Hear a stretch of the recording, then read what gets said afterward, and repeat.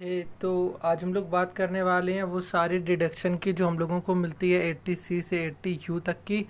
वो सारी डिडक्शन कैसे कैसे मिलती है मैंने याद करने का सिंपल तरीका निकाला है। तो सबसे पहले सी से है। सी से 4 डिडक्शन मिलती है। एक तो 80C, 80CCC, 80CCD और 80CCG। 80C जो मिलती है वो होती है इन्वेस्टमेंट पे। 80CCC जो होती है वो होती है इंश्योरेंस प्रीमियम पे मिलती है हम लोगों को। 80CCD जो मिलती है वो मिलती है पेंशन में जो पैसा इन्वेस्ट करते हैं पेंशन स्कीम के अंदर। और 80CCG यह है Rahul Gandhi equity saving scheme. Rahul Gandhi equity saving scheme 80CCG। यहाँ पर आते हैं डी। डी से कितनी डिडक्शन मिलती है हम लोगों को? 80D मिलती है, 80DD मिलती है और 80DDB मिलती है। इसको याद करने का तरीका ये है, कुत्ता, दो कुत्ता, तू कुत्ता भी, ये याद करने का तरीका था। और 80D का मतलब होता है मेडिकल इंश्योरेंस, 80DD का मतलब होता है डिसेबल डिपेंडेंट, 80DDB का मतलब होता है मेडिकल एक्सपेंडिचर। मेडिकल इंश्योरेंस अगर किसी ने लिया और उसके लिए वो पैसा देता है तो वो 80D में आएगा। 80DD में आएगा डिसेबल डिपेंडेंट। डिसेबल डिपेंडेंट जिसके हाथ पैर टूटे हुए हैं और तो उसको सरकार एक्स्ट्रा पैसा देती है। और ये 80DDB मेडिकल एक्सपेंडिचर, जो खर्चा होता है मेडिकल एक्सपेंडिचर का उस बंदे के ऊपर, वो सारा खर्चा एग्जेम्प्ट हो जाता है इनकम टैक्स के अंदर आके। अब बात करते हैं जी की। तो 80G होता है डोनेशन के लिए। डोनेशन दी जाती है जो भी लोगों को, वो 80G के अंदर आता है। किसी भी चीज़ में नेशनल स्कीम में डोनेट करें आप, 100% एग्जाम्प्ट हो या 50% एग्जाम्प्ट हो, उससे फ़र्क नहीं पड़ता। पर अगर डोनेशन हो रहा है तो 80G के अंदर आ रहा है। 80GG मतलब HRA मतलब ये नहीं कि जितना HRA मिला पूरा एग्जाम्प्ट। HRA मतलब जितना पे किया, सिर्फ पेड HRA का एग्जम्पशन मिलता है। 80GGC पॉलिटिकल पार्टीज़ को अगर आप कुछ पैसा देते हैं, 80GGC पॉलिटिकल पार्टीज़ को आप कुछ पैसा देते हैं।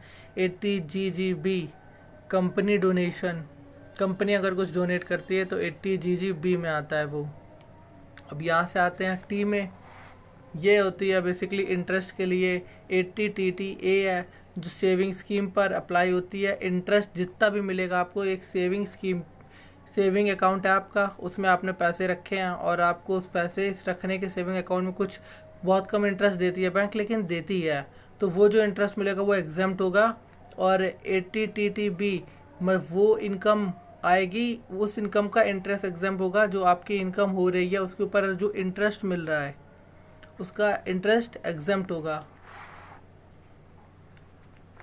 यहाँ बात कर लेते हैं क्यू और आर की। 80QQB royalty on books.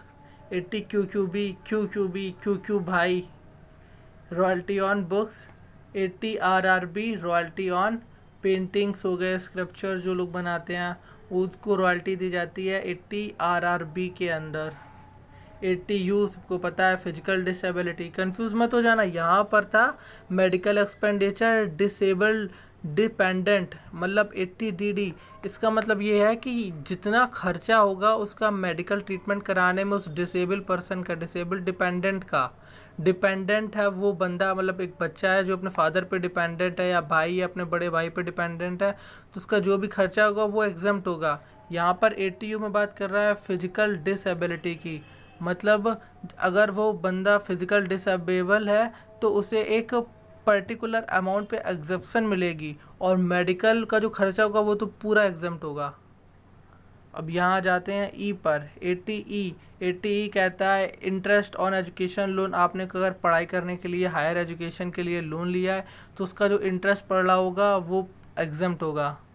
उसका आप मतलब डिडक्शन ले सकते हैं उस इंटरेस्ट का। 80EE interest on home loans. घर खरीदा है आपने, उसके ऊपर इंटरेस्ट पड़ रहा है तो उस इंटरेस्ट का एग्जम्पशन मिलेगा 80EE के अंडर में। तो ये सारी डिडक्शन थी 80C से 80U तक की। होप आपको समझ में आया होगा। Thank you.